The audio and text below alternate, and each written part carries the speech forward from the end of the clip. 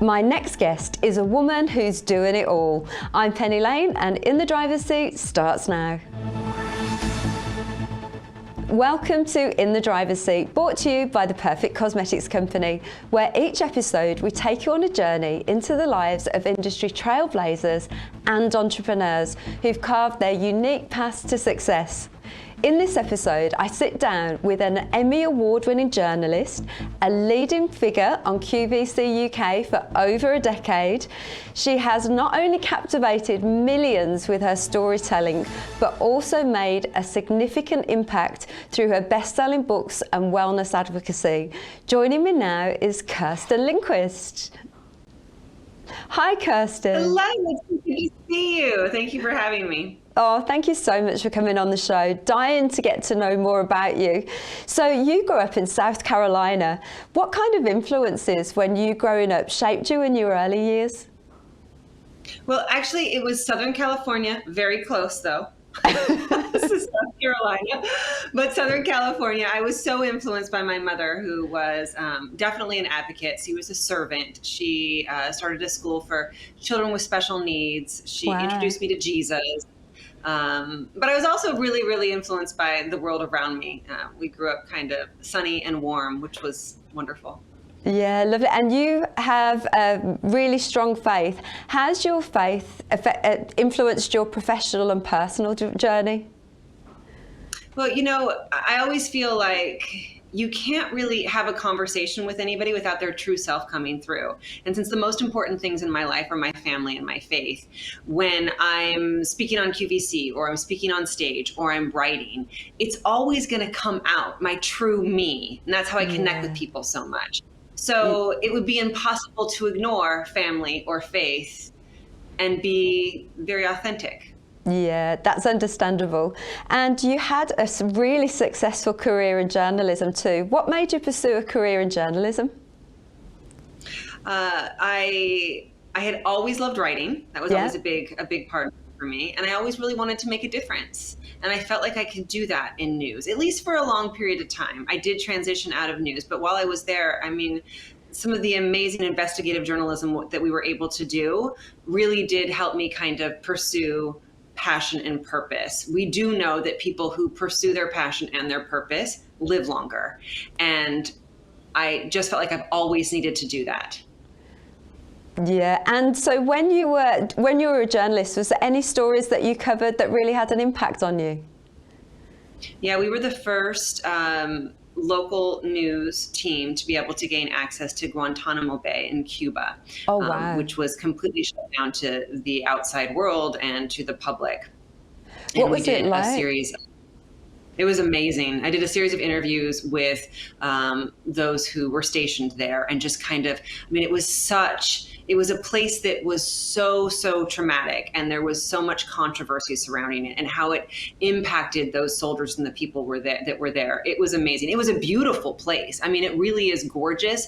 The grounds and the ocean and the raw beauty of the place. But you can imagine it was shrouded in grief and pain and darkness. I can imagine. Was that one of the reasons that you decided to move away from journalism?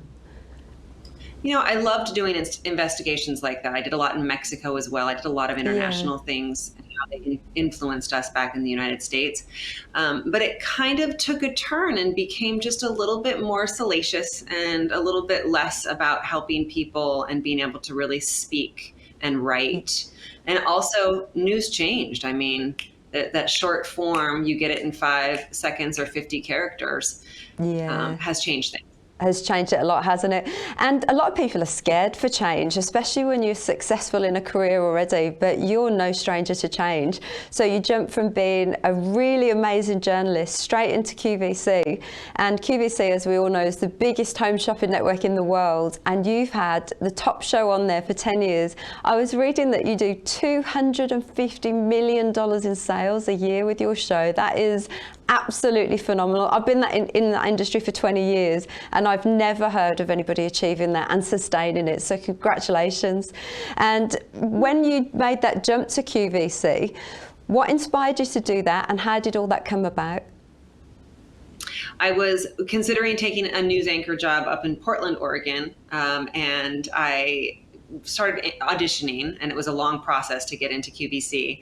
And I remember when I walked in the door, like round 9 of auditions, and met the people who were there, who had been there for 25, 30 years, who just loved it. The place felt like such a family. It was so focused on authenticity and relationships, and that's really what drew me, and what has kept me there for the last 13 years, is that nothing is fake about QVC. We are our real selves, and we want to connect with women and men, and we want to be able to make their worlds better. And I felt that when I walked in the door, and that's why I made that decision. It was a hard one. We had left sunny California and went to kind of cold Pennsylvania, but it was a wonderful decision.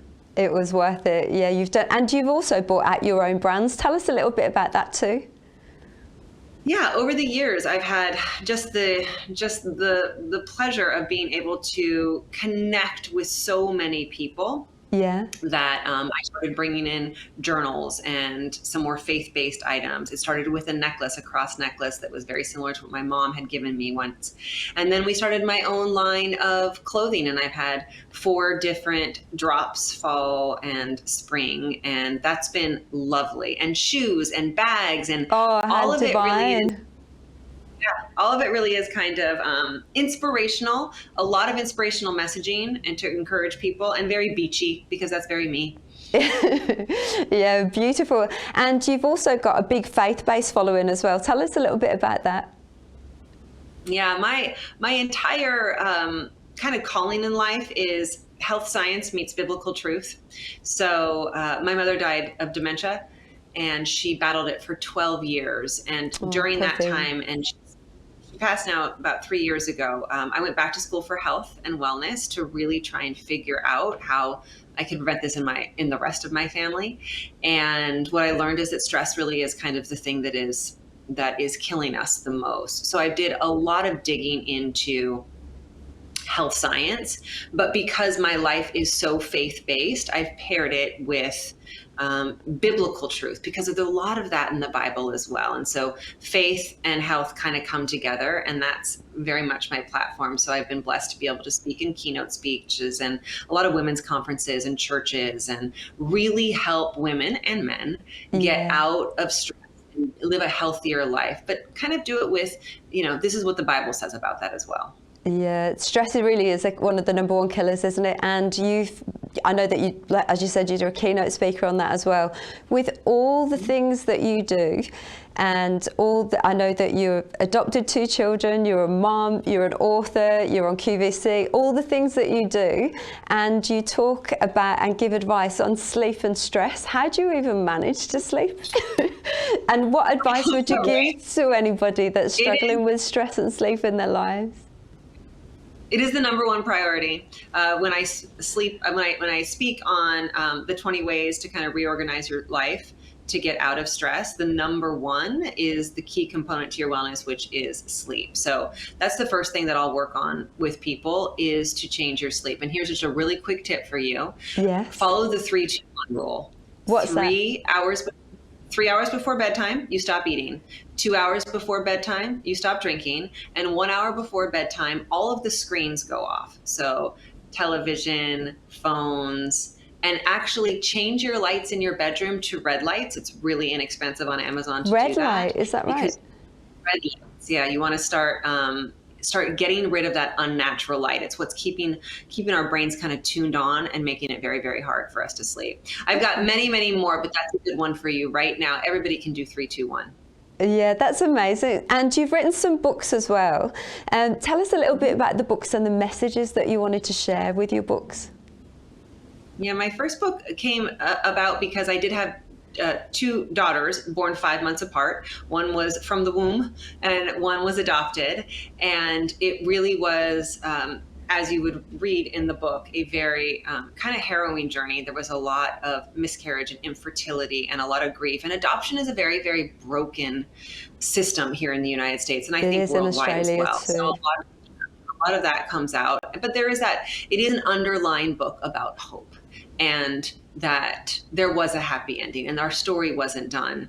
The second book came kind of from that first book because it was a major waiting period in my life to become a mother after years and years of struggling and then waiting for the adoption to be final. And then that second book, Where's My Crown, is all about surviving life's waiting periods because we have to have a better relationship with them. Every time you get through one wait, there is going to be another wait. And if you keep fighting against it, they're going to be harder and harder through your entire life. So that second book does give you tangible advice to survive life's waiting periods. And a lot of that does have to do with health and wellness and how you take care of yourself. It also happens to have the story of the third child who was also adopted. It has his birth story in there as well. That's amazing. And what was the journey like for adoption for you in America? It was rough and extremely expensive and it wasn't the birth mothers and the birth families necessarily who were the recipients of that, which was very, very frustrating. And everything should truly be in a birth parent's favor, but there needs to be some help. And there needs to be some parameters for adoptive parents as well, because they are getting so taken advantage of and they're already in so much pain and grief because most of them can't have children and nothing they want more than is a child. So we went through all of those emotions and all of that for years and so many phone calls and our hopes up and then dashed and then even down to the last minute to our babies being born, whether or not they were going to go home with us or not. Yeah, how scary. It's really scary for the children, isn't it? Especially, it's very similar to that in Australia. I'm a foster mum and it's very, very hard to adopt in Australia too. What kind of things would you like, if you could change one thing in America with regards to adoption, if you see, what would you change? And have you seen any successful adoption programs in any other countries? So I do believe that there needs to be more honesty and clarity. Yes. Especially with our second son, we were paying random fees to things and places that we had no idea. And we were being told, well, if you don't pay it, you're not going to get the baby. And this was through reputable agencies. And it was like, well, what's this going to? And so that there needs to be better checks and balances. And I think that there needs to be a cap on what, the lawyers and the agencies can make. This should not be a moneymaker. No, it absolutely shouldn't. I agree with you. Good on you. You really have done amazing things. I can't believe that we're almost out of time. This has just gone way, way, way too quick. If you could give one piece of advice to anybody, Kirsten, who might be struggling to change their circumstances in their life, what would it be? I truly believe that I can give you all 20 different ways to have less stress and to be happier in life and rearrange your life, but you can't do any of it without courage. And that courage looks a lot like faith. And that's where your higher power comes in. You won't be able to change sleep patterns or change your work or figure out how to exercise more, or maybe give up sugar or alcohol if that's what you need to do to get rid of your stress without the courage to be able to do it. You won't be able to fulfill your purpose and your passion, which is how we get to that longevity, without the courage to do it. And that courage looks a lot like faith. So that's really good advice. Thank you so much for your time. I've been a fan of yours for a long, long time. Thank you so much for coming on the show. It was great to meet you. Make sure you pick up Kirsten's book or head to her website. It's kirstenlinguist.com. Thank you. You're watching Ticker. We'll have more in just a few minutes.